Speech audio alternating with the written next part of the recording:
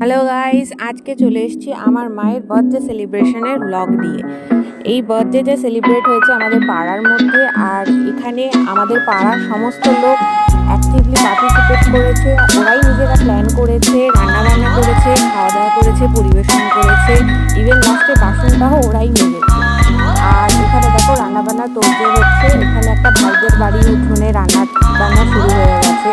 আর এখানে আজকে মেনুতে ছিল ফ্রাইড রাইস, আলুর দম, চাটনি, পাঁপড়, মিষ্টি। যেহেতু দিনটা পড়েছিল শনিবার আর আমাদের পাড়ার বেশিরভাগ লোক এই দিনে নিরামিষ খায়, তাই আমরা এখানে নিরামিষই আয়োজন করেছিলাম। আমাদের পাড়ার লোকজন সব বান্নায় লেগে গেছে।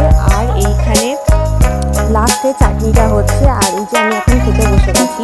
এখানে ফ্রাইড রাইস সার্ভ করা হয়েছে, আর এখানে কষা আলুর দম। আলুর দমটা জাস্ট মারাত্মক হয়েছিল। আলুগুলো ভীষণ ভালোভাবে গলেছিল, আর আলুর দম দিয়ে এই ফ্রাইড রাইসটা খেতে জাস্ট মারাত্মক লেগেছে। আমি এখানে আলু দিয়ে ভালো করে ফ্রাইড রাইসটা মেখে খাচ্ছি।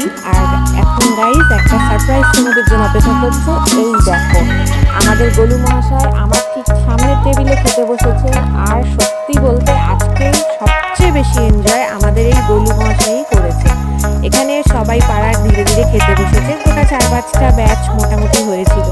এই ব্যাচটাতে পাড়ার বড়রা আর পাড়ার ছোটরা খেতে বসেছে। এই যে হেম ভাই এর আগে পরিবেশন করছিল, তারপর হেম ভাই বসে পড়েছে খেতে। আর এই যে কেক, এর একটাও কিন্তু আয়োজন আমি নিজে করিনি। আমি হয়তো চাইলে করতেও পারতাম, কিন্তু সবাই মিলে এই ধরনের প্ল্যান করে এক্সিকিউট করে আনন্দটাই আলাদা রকম হয়। এখানে কেক কাটিং চলছে, আর পাশে আমাদের আরুষ সোনা এতটাই এনজয় হয়েছে যে আরুষ বাড়িই যেতে চাইছিল না। শেষে ওকে জোর জবরদস্তি বাড়ি নিয়ে যেতে বাধ্য করা হয়।